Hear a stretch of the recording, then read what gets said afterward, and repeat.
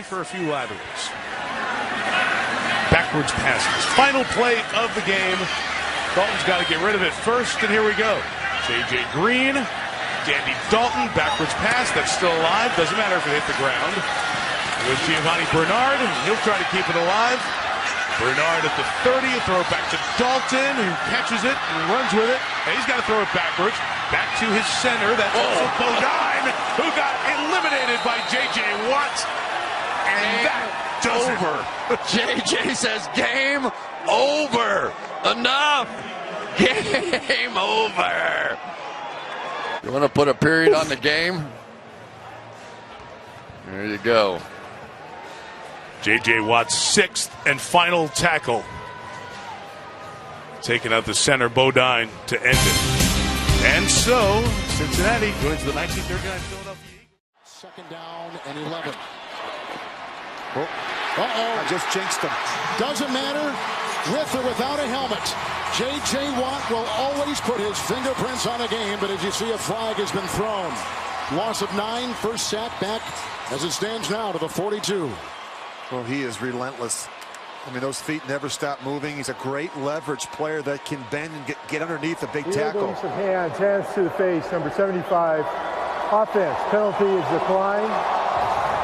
Third down. Anjou Reed, the right tackle. Yeah, he just gets underneath them and just...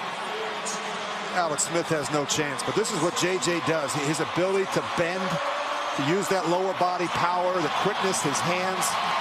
He is one of the best pass rushers in the business. Hold on to your hat. Didn't see a lot of action last season. Here's Palmer, sacked on second and long by perhaps the best overall defensive player in the NFL, J.J. Watt. Boy, J.J. Watt right there working against Jonathan Cooper, too, and that was a big, fat no contest. For Dalton. Feels the pressure, and down he goes. Dalton, who was sacked 46 times this year, is met by Mr. Watt.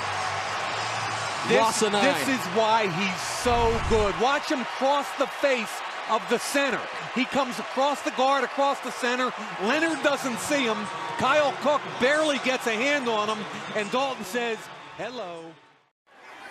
Thursday that they would take a very close look at him over these final 2 games to see where he's at. Third and goal. Mettenberger's set. Football comes loose. J.J. Watt getting to him. And isn't that a familiar sight between these two teams? Texans recover the football as the possession for Tennessee ends in disaster. Just as we were talking about a little lull for Watt. Breeze off play action. Watt gets to him and brings him down.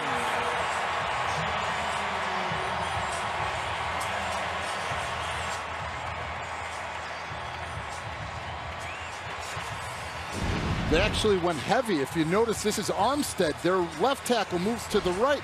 They're trying to do anything they can to get everybody to that side, and J.J. Watt still is able to beat 2 men. Zach Streif is trying to fight back to give help, and now J.J. Watt finally comes up with that sack that he's been fighting for since the first half.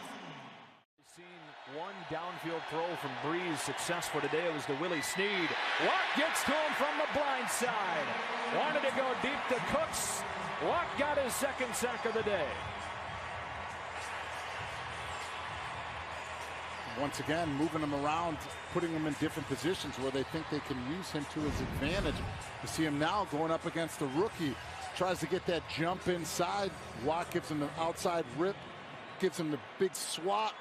He's able to come up with his second sack and another multi-sack game. 2 back. Parmalee alone in the backfield. Henny will throw on first down. It's sacked. And finally, the Texans able to get that pass rush going. J.J. Watt now with 11.5 sacks on the season. This is a jailbreak right down inside, working right on the left tackle, Eugene Monroe. And man, that's a big quick hit on the quarterback. And then Henny's going to be thinking about that one. Flacco has time, now in trouble, and J.J. Watt with the sack.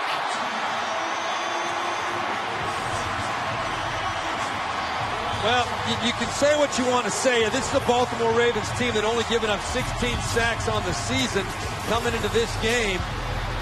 You know, they've been hitting Joe Flacco all day long, and you know, you're Joe Flacco, you got to have a clock in your head. I think he had time to get rid of this ball. You see him stepping up. You got to get rid of it. You can't run around. It's been proven if you run around back there with J.J. Watt, he's going to catch you. He's going to find you. You got to get rid of that ball a little bit earlier. Give one of your teammates a chance to make a play. Down to 52 seconds to play in the first quarter. Luck off the play action. Luck trying to circle. Thrown down by Watt. 17.5 sacks this season. 2:50 to go in this second quarter. Luck forced to eat it. Guess who? Yeah, guess who? J.J. Watt. They're now 1 of 7 on third down today. 6:45 to play in the fourth. Luck stepping up. Luck in trouble. Luck is dumped. J.J. Watt combining with Brady James. Good point, 3rd and 5. 6 in the secondary. Fitzpatrick hit by Watt. Second sack today. And they lose yardage back to the 18. Loss of 6. Watt on the season's got 11.5 sacks. The punting unit's out there for the Jets. Well, let's see what DeBrickashaw Ferguson can do. Now they're going to move him around a little bit. They've got Clowney over there inside with them. And they get the one-on-one, and DeBrickashaw Ferguson, one of the best left tackles in football. Can Zach Mettenberger put this offense on his back? He's on his back. Football comes loose. Texans recover. Jared Crick, the man who falls at it. It was Watt who stripped him. And now we await the penalty from Clete Blakeman.